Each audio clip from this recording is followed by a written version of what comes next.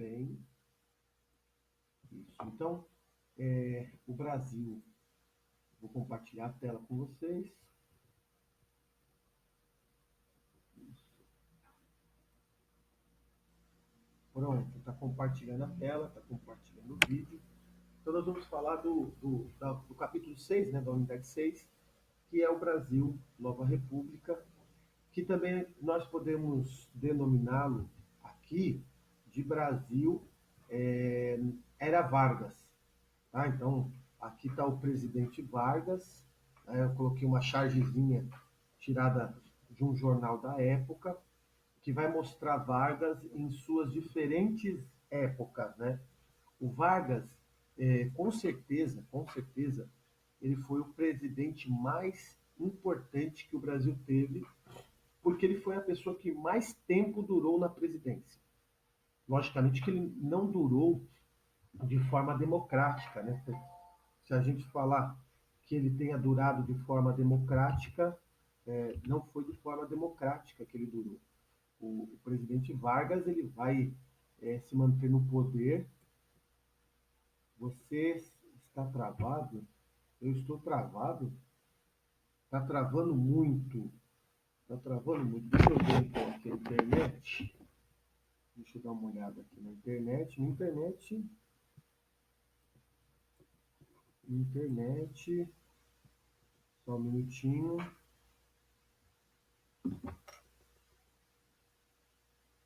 A minha internet está normal. Eu tô com 100% aqui de internet.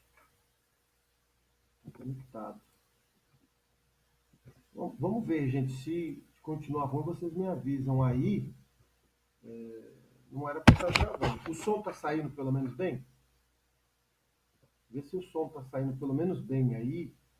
Aí o resto a gente meio que vai dando um jeito aqui. Se a imagem não estiver tão boa, eu vou até tentar desabilitar, assim ela fica travando. Mas ela fica... Se a voz estiver saindo boa, é que aqui, não sei porquê, não era para estar assim. O som é que trava. Ai, que pena. Mas eu tô com todo o aparato aqui e a internet pelo menos está funcionando bem. Eu não sei nem dizer o que fazer agora aqui nesse momento. Vamos tentando aí. Se piorar, vocês me avisam. E aí eu tento arrumar outra coisa aqui, tá? Se piorar. A câmera deu uma parada. Eu vou desabilitar a câmera. Eu vou dar uma desabilitada na câmera. Isso. Aí vai ficar a câmera parada e acho que pelo menos concentra numa coisa só, o Skype, porque eu tô com o meu sinal de internet tá bom aqui. Não tá ruim o meu sinal de internet. Aí de repente só fica a voz, acho que fica melhor e para de travar. Será que é isso? Agora foi? Então beleza. Vamos dar uma segurada então? Então vamos voltar aqui, para ver se não trava mais. Então assim, a gente falando desse período do Vargas, nós estamos falando então do presidente que mais tempo ficou na presidência do Brasil. Né? Sua primeira fase são de 15 anos. Ele assume a presidência do Brasil de forma golpista em 1930 e vai sair apenas ao final da Segunda Guerra Mundial, 1945. Né? Depois, ele volta à presidência, né, que é a segunda fase que ele tem. Aqui está as fases dele, tá vendo? 1930, quando ele assume o golpe. 1934, quando ele se torna presidente pelo período constitucionalista. 1937, quando ele instala a ditadura.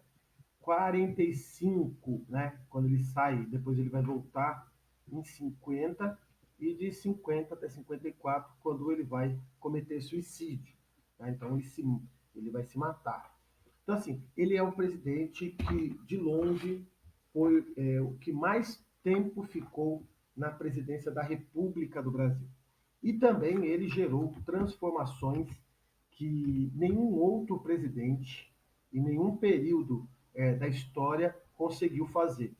Então, ele é, sem dúvida nenhuma, um presidente, talvez, o Brasil antes de Vargas e o Brasil depois de Vargas. Tá? Não estou dizendo aqui, em nenhum momento, que ele foi bom ou ruim.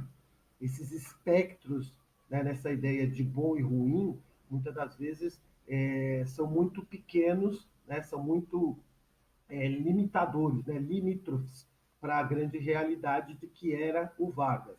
Né? Então, assim, ele foi bom, mas ao mesmo tempo foi péssimo. Né? Ele foi democrático, mas em outro momento ele foi ditatorial.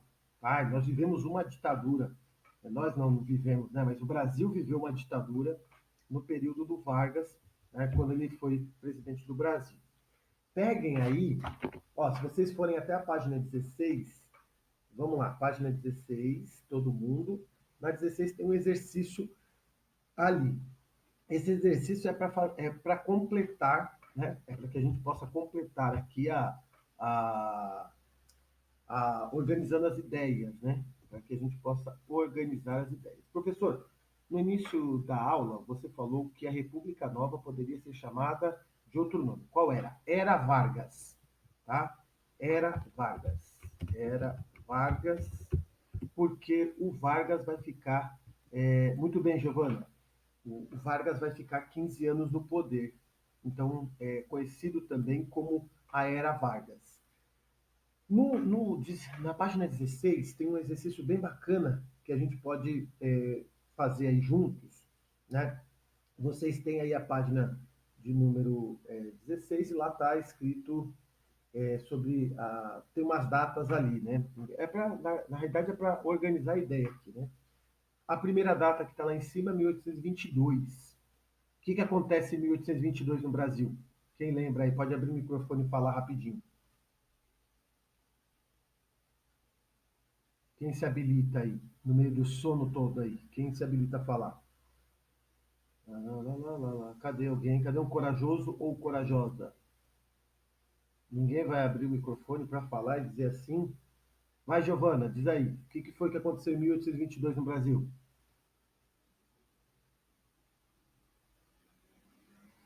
O que aconteceu em 1822 no Brasil? E isso, então, pode escrever aí, independência do Brasil, né? Ou emancipação política, entenderam? Então é bem fácil aí. 1822 a 1831, nós tivemos, a Marcela escreveu ali independência, né? Mas nós tivemos também o primeiro reinado, tá? Então, de 1822 a 1831, primeiro reinado. E assim vai, aí vocês vão completando essa tabelinha até o final. Não tem muito segredo, é simples. Né? Lá no final, nós temos a Revolução de 1930, que nós vamos entrar falando agora. E como eu disse para vocês, como Vargas ele ficou por 30 anos na presidência do Brasil, nós tivemos no Vargas três fases. Né? O Vargas, ele vai, vou colocar aqui de 1930, tá? Aqui de 1930 a 1945, ó, 15 anos.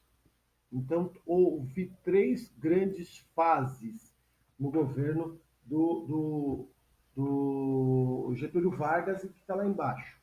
A primeira fase está lá, governo, pontinhos, aí vocês podem escrever provisório, né? Governo provisório, que foi de 1930, 1930 até o ano de 34. Depois do lado, você tem o governo constitucional. Né? Houve o surgimento de uma constituição no período do Vargas, e aí esse governo constitucional foi de 1934 até 1937, tá? De 34 a 37. Aí o último ali, a última fase, que é governo ditatorial ou Estado Novo. Lembra que nós estudamos ontem não, quarta-feira, sobre salazarismo? E quando Salazar colocou a sua ditadura, ficou conhecida como Estado Novo, muito semelhante também ao que acontece no Brasil. é o Estado Novo Varguista, que vai de 1937 a 1945, no final da guerra. Então, o governo do Vargas vai ser dividido nessas três fases aqui que nós temos aí. Lembremos que o Brasil, antes das eleições de 1930, funcionava um regime diferente de eleições, que nós chamávamos o período da política do café com leite. Todos vocês lembram o que era a política do café com leite, certo? Hein, pessoal? Todo mundo lembra o que era a política do café com leite? Isso, então beleza. Nada mais era do que a passagem ou a alternância na presidência da República, ora por um presidente mineiro, ora por um presidente paulista. Então eles iam trocando aqui. Lembremos também que o Brasil está, em 1929, vivenciando a crise também. Há uma crise econômica que aconteceu nos Estados Unidos, que diretamente ainda não tinha atingido o Brasil, mas já estava, os seus reflexos já estavam acontecendo. E agora o cenário internacional era muito desolador, porque os Estados Unidos quebraram, a Europa ainda está se reconstruindo. Notícias de que também há uma crise econômica na Europa chegam ao Brasil. E em 29 para 30 haveriam eleições e o presidente, à época era o Washington Luiz, ele deveria escolher um mineiro para a sua sucessão. Porém, Washington Luiz, temendo que Minas Gerais, ou o candidato mineiro, não fosse capaz de beneficiar a elite, né, os produtores de café e tudo mais no Brasil, ele não apoia um candidato mineiro e vai apoiar, então, o paulista Júlio Prestes para a presidência. Quando ele faz esse apoio, vocês podem ir lá para a página de número 17, tá? Na página 17 tem isso, vocês até na página 17 vocês podem marcar o segundo e o terceiro parágrafo da página 17, que está falando bem isso que eu estou comentando. Quando então ele apoia Júlio Prestes a presidente, desprezando Minas Gerais, há um rompimento ou a quebra da política do café com leite.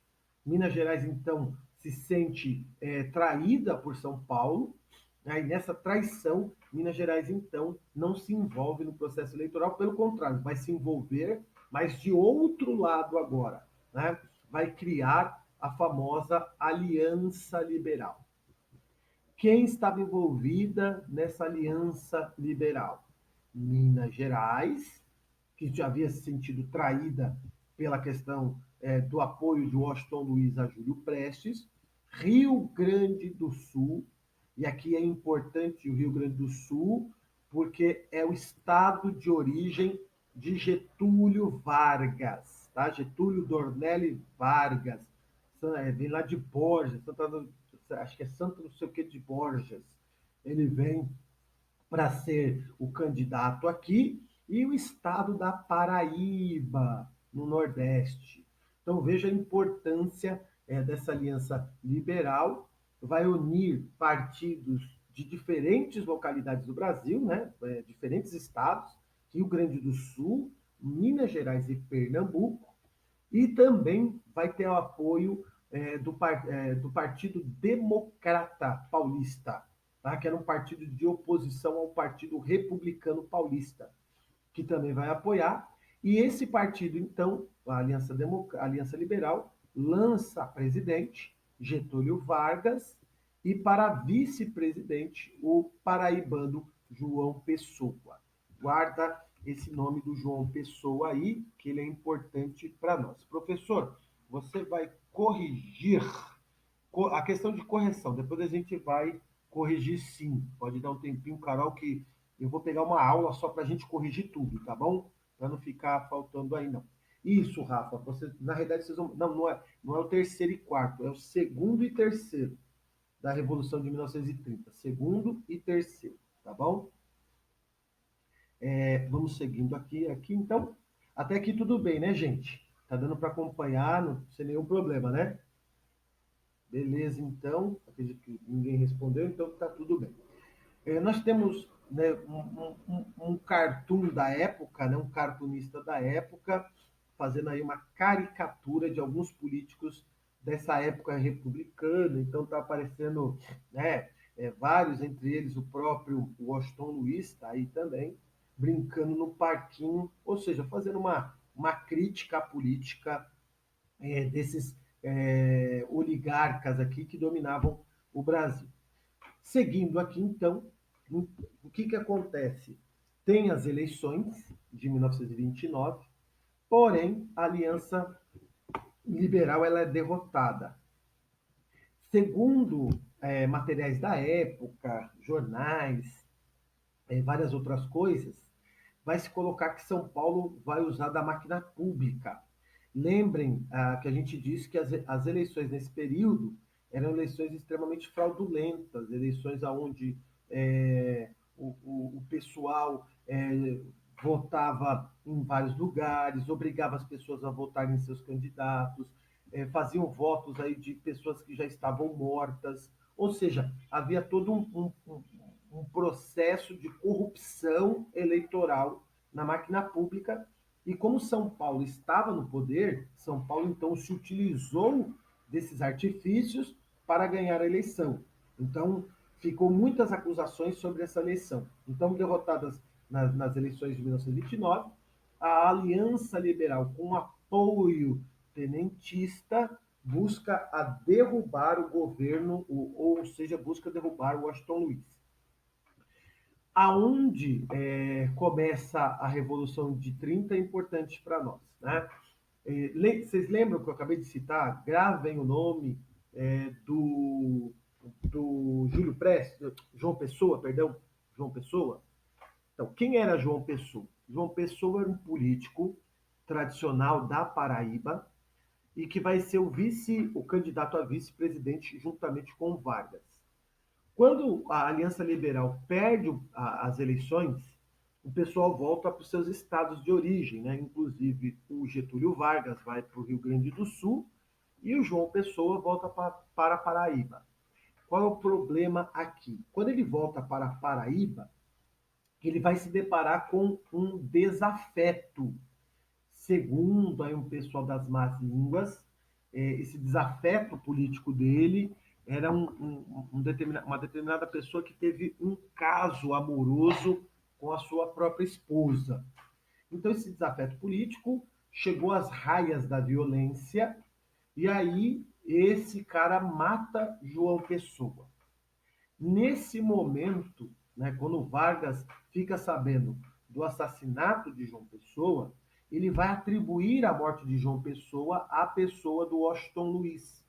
Né? Lógico, no movimento bem golpista, ele vai dizer o seguinte: olha, pessoas ligadas ao governo do Brasil não aceitaram, não quiseram a nossa eleição, então, a mandato do Washington Luiz, eles levaram a cabo a vida de João Pessoa. Isso mobiliza, então, grupos como os tenentistas, e aí ocorre, então, a Revolução de 1930, com a derrubada, no caso aqui, em novembro de 1929, né, em novembro de 1929, o Washington Luiz é retirado do poder e o Vargas, então, instala aquilo que vai ficar conhecido como a República Provisória ou o governo provisório do Vargas. Então, a Revolução representou o fim da hegemonia política oligárquica cafeira de São Paulo, garantiu nova composição de força política, né? Essa nova composição de força política ficou a cargo de quem? Dos tenentes. Lembremos quem eram os tenentes, que eu expliquei para vocês também. Os tenentes eram jovens oficiais que não concordavam com a política do café com leite. A burguesia industrial e financeira que vai surgindo ainda no Brasil, muito incipiente, muito pequena, mas já está surgindo, e representantes da classe média e trabalhadores urbanos. É por isso que muitos dão o nome de Revolução de 1930, porque houve mudança nas estruturas brasileiras. Porém, essa revolução não passou de um golpe de Estado, tá? Um golpe de Estado promovido pelo próprio Getúlio Vargas. Deixa eu ver se tem mais alguma pergunta aqui, né? Mais alguma pergunta? Até aqui deu todo mundo conseguiu entender? Vocês podem marcar o último parágrafo também da 17. Podem marcar o último parágrafo da 17. Aí, vamos pular agora para a página de número 18. Vamos lá para a página de número 18. Tudo bem? Aí eu deixei aqui para vocês, ó. Também tem aqui, ó. Né, Washington Luiz então rompeu com a política do café com leite, os mineiros dissolveram então o acordo entre São Paulo e Minas Gerais e criaram a Aliança Liberal, junto com os políticos do Rio Grande do Sul, Paraíba, entre outros. Nessa modalidade propunham uma renovação política, defendiam o voto secreto, o voto feminino, logicamente que era para trazer novos eleitores, né? Eles queriam trazer novos eleitores. As eleições entre Júlio Prestes e Getúlio Vargas, o Júlio Prestes então vence as eleições e a Aliança Liberal acusa o Partido Republicano Paulista de fraude eleitoral. Em 1930, João Pessoa foi assassinado, como eu comentei com vocês.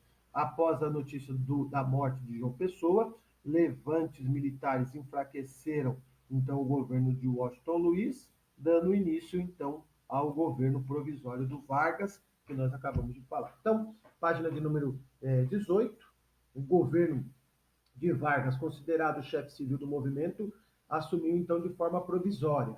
Entre as promessas que o governo tinha feito, agora estava reorganizar a economia, né, porque a economia estava extremamente fragilizada por causa da crise de 1929, né, fazer uma convocação para criar uma nova Constituição brasileira, porque a Constituição de 1891 já não estava dando conta de todos os problemas, né, que estavam acontecendo no Brasil, e realizar uma nova eleição de forma secreta para o Brasil. Vargas fez isso em partes, tudo bem? Muito em partes. E aí a gente vai ver agora o governo provisório. Então, o governo provisório foi de 1930 até 1934. Né? As principais ações do Vargas, o Vargas começa o seu governo já de maneira bem autoritária. Né? Ele, logo de cara, ele vai dissolver dissolução, né, do Legislativo, ele dissolve a Câmara dos Deputados, né, nas instâncias federais, estaduais e municipais. Logo de cara. Qual é a desculpa que ele coloca? Todos esses movimentos, né, ou todos esses deputados que foram eleitos segundo a política do café com leite, né, corrupta, não sei o quê, papapá, e isso vai prejudicar esse novo governo a ser formado. Essa era a desculpa que o Getúlio Vargas estava colocando, mas logicamente que essa desculpa não era tão desculpa assim, né? Essa desculpa dele era para se manter ao poder. Então, na página 18, o primeiro parágrafo do governo provisório diz assim: o primeiro grande desafio de Vargas foi a crise do café, nosso principal produto de exportação. Se antes estava sofrendo sucessivas quedas de preços no mercado internacional, esse produto passou a não valer quase nada. E para piorar ainda mais a situação, 73% das safras nacionais eram compradas pelos Estados Unidos, que viviam uma terrível recessão. Então, veja bem, Vargas, então, precisa resolver tudo isso e aí, logo de cara, ele já dissolve. Então, muitos dos seus opositores o vão ver como ditador, né, autoritário. Mas lembremos, o mundo nesse período está passando por governos autoritários, governos ditatoriais. Para tentar resolver o problema do café, em 1931, ele cria então o Conselho Nacional do Café. Né? Esse conselho ele tinha que, como principal ação, tentar resolver o preço do café, como fazer o preço do café cair. Gente, Lei da oferta e da procura. Quanto maior a oferta e menos gente para comprar, o preço cai. O que o Vargas vai mandar fazer? Queimar a produção de café. Né? Então, assim, os estoques do governo já eram gigantescos, né? O governo, pela política de Taubaté, a convenção de Taubaté, já havia comprado muito café, já não tinha mais onde estocar esses cafés, então Vargas vê a opção de queimar o café. Queimando o café, tira o excedente dele do mercado, o pouco que sobra estabiliza o preço e aí os prejuízos são amenizados. Não que os prejuízos sejam, de certa forma, ressarcidos, mas amenizados porque, né, já tinha caído muito. Em contrapartida, o Vargas também começa a estimular no Brasil duas ações. A policultura, né? Então ele vai estimular aqui a ideia de não ficar preso apenas com o café, né? Então a policultura, vamos fazer outros produtos e também ele vai estimular a indústria, que era muito nova no Brasil, né? Mas ele vai ver na indústria a grande saída para a economia do Brasil neste momento. Deixa eu ver se tem alguma pergunta. Não, não tem, só tem o pessoal aí tirando foto dos slides. Até então, beleza então. Quais eram os dois grandes desafios, né, que na realidade, qual era o grande desafio que o Vargas tinha, né? Ele precisava conciliar interesses de grupos políticos diferentes, né? E aí é o problema, né? Primeiro, os tenentes, que foram o grupo aí que ajudou ele a assumir o poder, né, e representavam a classe média urbana, e também ele precisava acalmar os ânimos da oligarquia, né, daquele grupo vencido, principalmente a oligarquia cafeeira. Que aí, o que o Vargas começa a fazer então? Ele passa a acumular poderes na sua mão. Então, esse governo de 1930 é um governo provisório, mas que o Vargas já vai dando meia ideia assim, né? Eu não vou largar do poder, não. Então, ele vai centralizando o poder político. Para fazer isso, ele vai, então, tentando amenizar os conflitos que vão surgindo no seu governo.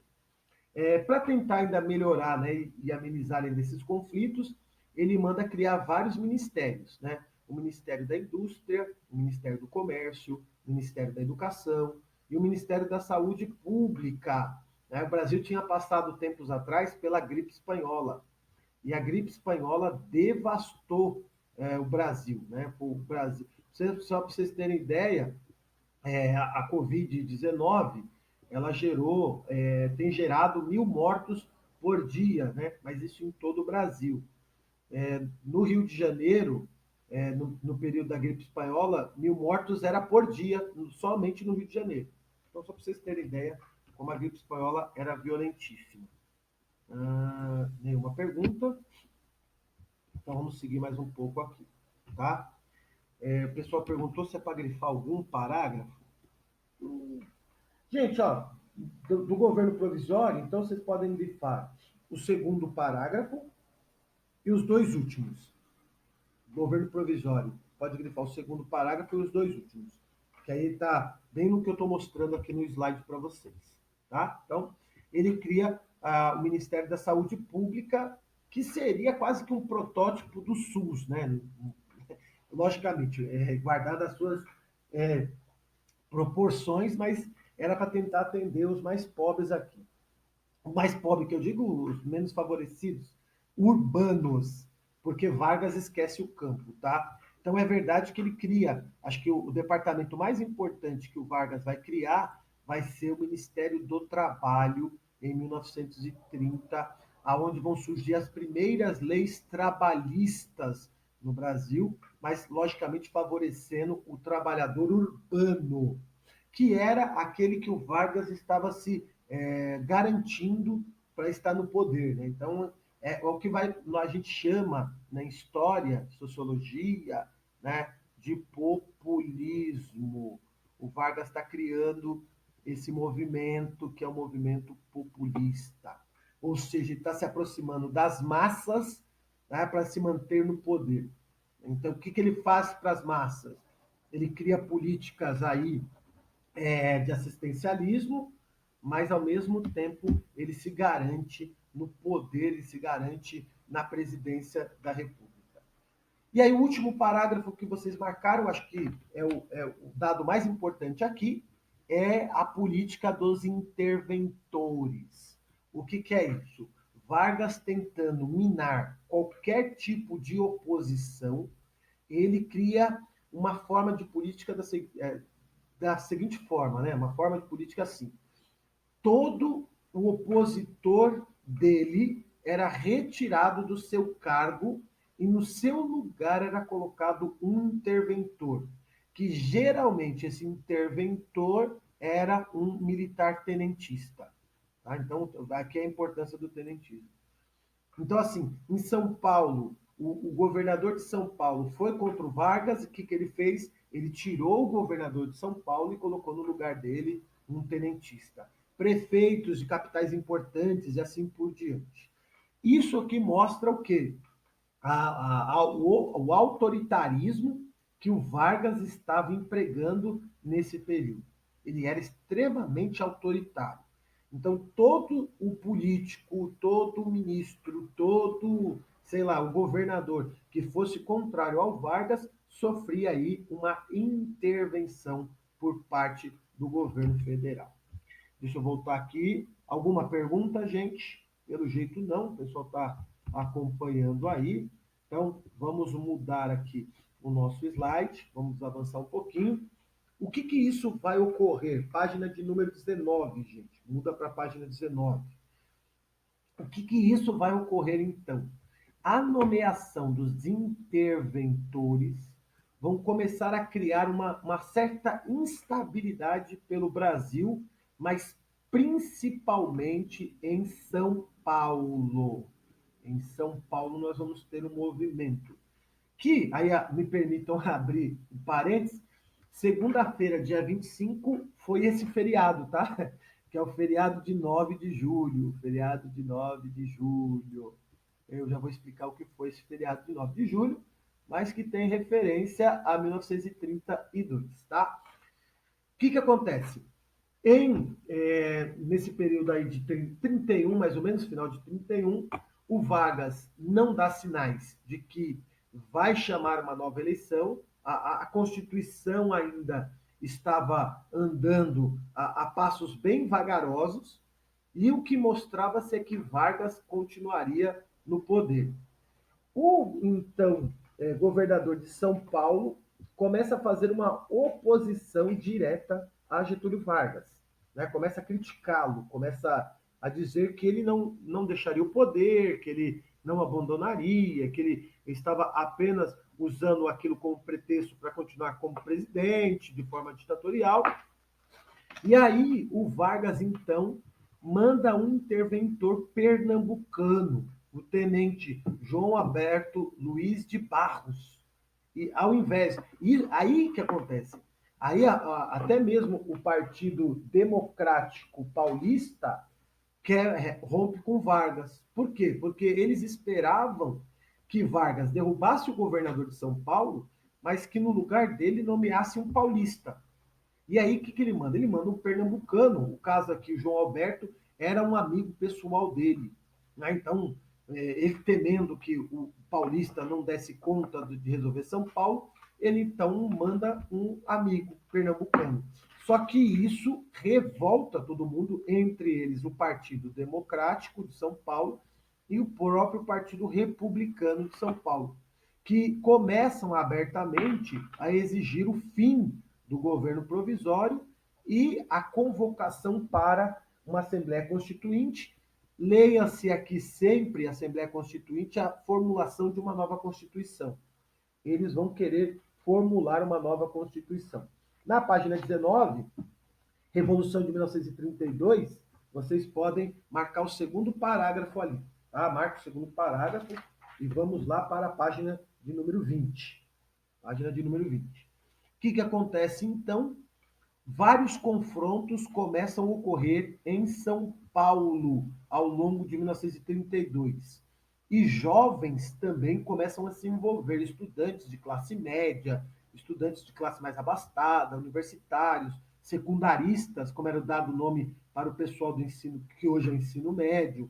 Então, essa galera toda começa a ir para as ruas, incentivadas pela imprensa paulista, né, pelos grupos paulistas aí, e aí, o confronto mais significativo foi o confronto do dia 23 de maio de 1932, quando 4 jovens morrem, né? 4 estudantes, um deles tinha 13 anos, né? Mas não se engane, estava todo mundo armado, tá? Nesse período, o pessoal tudo armado, vão enfrentar a polícia pró-Vargas e eles vão morrer.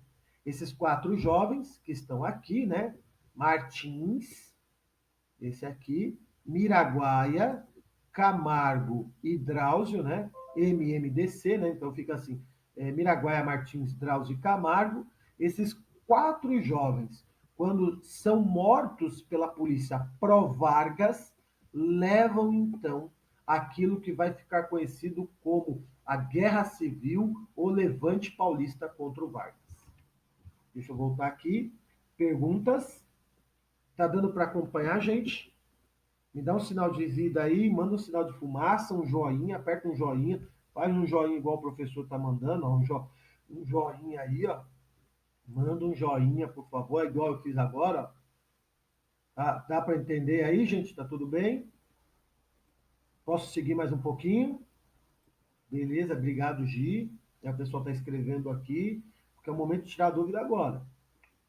Então, o que acontece? Quando esses 4 jovens literalmente são mortos pela polícia do Vargas, ou a polícia pró-Vargas, esse momento vai ser o momento em que o pessoal vai dizer, tá vendo? Ó, nós avisamos, o Vargas ele não é um democrata, o Vargas não é um democrático, né? O Vargas ele é um autoritário. E aí então começa toda uma revolta em São Paulo que vai gerar então a Guerra Civil Paulista. Vocês têm esse texto, né, que é um texto retirado do historiador Boris Fausto, que ele diz o seguinte, só vou ler o primeiro parágrafo. O plano dos revolucionários era realizar um ataque fulminante sobre a capital da República, que era o Rio de Janeiro, colocando o governo federal diante da necessidade de negociar ou capitular. Mas o plano falhou. Embora a Guerra Paulista despertasse muita simpatia da classe média carioca, ficou militarmente confinada ao território de São Paulo. Os paulistas começaram a negociar com outros estados, exemplo, Minas Gerais, Mato Grosso também, tá? Principalmente o sul do Mato Grosso. Nesse período no Brasil não existia Mato Grosso do Sul, só existia o Mato Grosso. E aí o pessoal mais ao sul, né, o pessoal lá mais do sul, ficou de apoiar São Paulo. Vargas era muito inteligente, né? Apesar do Vargas ser um autoritário, o Vargas era muito inteligente. Aí o que o Vargas fez? Ele se preparou. Ele foi lá com Minas Gerais, ele foi lá com os matogrossenses. Então ele foi ganhando apoio e isolando São Paulo. Quando a revolta começa em 9 de julho de 1932, tudo bem? Por isso o feriado de 9 de julho de 1932, que foi agora dia 25 de maio, agora, né, julho, né, nós estamos meio perdidos, só está faltando aparecer o Natal, né, cair a neve aí para a gente comemorar, em fora de época, mas brincadeiras à parte. Em 9 de julho de 1932, então, começa a revolta, né, começa essa guerra civil, porém, a ajuda que São Paulo esperava receber, não recebe, porque o Vargas consegue mobilizar a turma para o lado dele. Essa revolta durou apenas 3 meses, mas não se engane, tá? Foi uma revolta extremamente violenta, com uso bélico de armamento, até aviões foram utilizados nessa guerra. Então, assim, foram muitos recursos aí utilizados. Vários trabalhadores foram recrutados, né, para trabalhar contra as tropas governistas. Em São Paulo, esse movimento acabou ganhando a simpatia de quase todo paulista, porém São Paulo não tinha os recursos necessários para vencer o governo federal. O governo de Vargas, então, começa a isolar São Paulo, fecha o Porto de Santos, né, manda lá uma esquadra naval, fecha as entradas para São Paulo, né, o caminho para o Rio de Janeiro é também isolado, e São Paulo então fica sem receber suprimentos.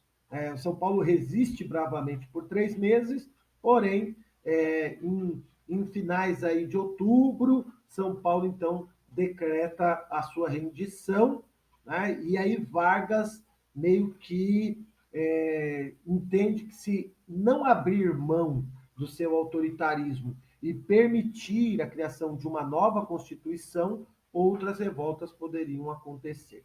Então São Paulo perde, mas meio que obriga Vargas a continuar aí no poder. Eu não entendi muito bem a Revolução Constitucionalista. Heitor, então, o que eu estava acabando de falar, São Paulo não estava contente com os rumos da economia no país, principalmente porque o Getúlio Vargas não estava privilegiando eles, e aí o Vargas coloca um interventor pernambucano no lugar do governador de São Paulo. Isso trai os interesses do Partido Democrático, que esperava que o Vargas colocasse no poder um interventor paulista, e mobiliza então uma revolta que começa em 9 de julho de 1932. Ela dura 3 meses, né? Há todo um uso aí, São Paulo perde, mas no final São Paulo meio que obriga o Vargas a fazer uma nova Constituição. Tá bom? Se você não entendeu, depois a gente coloca melhor para você aí. Na página 20, gente, vocês podem marcar o segundo, o primeiro e o segundo parágrafo, tá? Primeiro e o segundo parágrafo. Aqui tem algumas imagens só para eu fechar a aula. Então, ó, os soldados paulistas preparando granadas durante o movimento.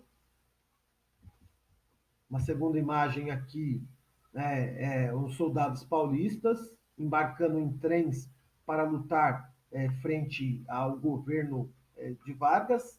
Embora organizado pelos interesses da elite cafeeira industrial, o movimento teve grande adesão popular. Então, repare, muitos jovens aí vão pegar em armas. É interessante que São Paulo tinha poucas armas, gente. Né? São Paulo tinha poucas armas, porém, houve toda uma paixão aqui também. E a criação de uma frente negra brasileira, né? O Vargas literalmente vai usar os negros também para lutar nesse conflito, né? Ganhando apoio aí também nessa frente popular negra aí. A grosso modo é isso, né? O Vargas então ele vence, mas ele é obrigado a criar uma nova Constituição, que é a Constituição de 1934, onde nós vamos ter que parar agora, não dá mais para seguirmos, né? Já estouramos o nosso tempo, mas espero que quem tiver dúvidas mande aí, mas espero que vocês tiveram ou conseguiram aí mais ou menos absorver o que foi dito agora, tá? Foi gravado, né? Se alguém tiver dúvida, depois é só voltar. Tudo bem então, gente? Dúvidas? Alguma pergunta? Oi, pode falar. Fala. Oi? Cortou? Ah,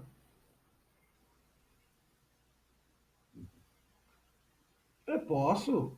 Faz o mesmo esquema, Rafaela. Se for lá, a partir de agora, me chama lá depois no Skype e eu envio para vocês, sem nenhum problema. Tá bom? Todo mundo conseguiu assistir a aula? Parou de ficar travando? Fala, Gi.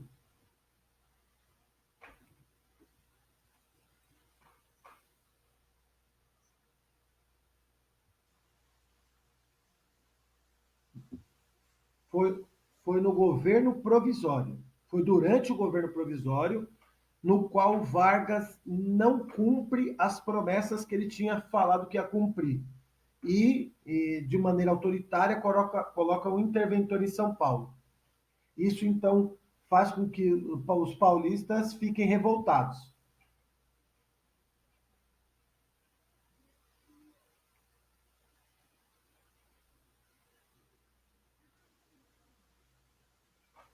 No caso, a elite de São Paulo contra a Vargas, só que acaba mobilizando todo São Paulo. Entendeu? Porque a elite paulista se sentia desprestigiada pelo que o Vargas tinha feito. Entendeu? Por nada. Então, gente, se ninguém tem mais dúvida, um bom final de semana para vocês, um grande beijo a todos e até a semana que vem, se Deus quiser. Tá bom, gente? Daqui a pouco vocês têm uma nova aula. Tchau. Isso. Obrigado, gente. Vão com Deus. Tchau, tchau.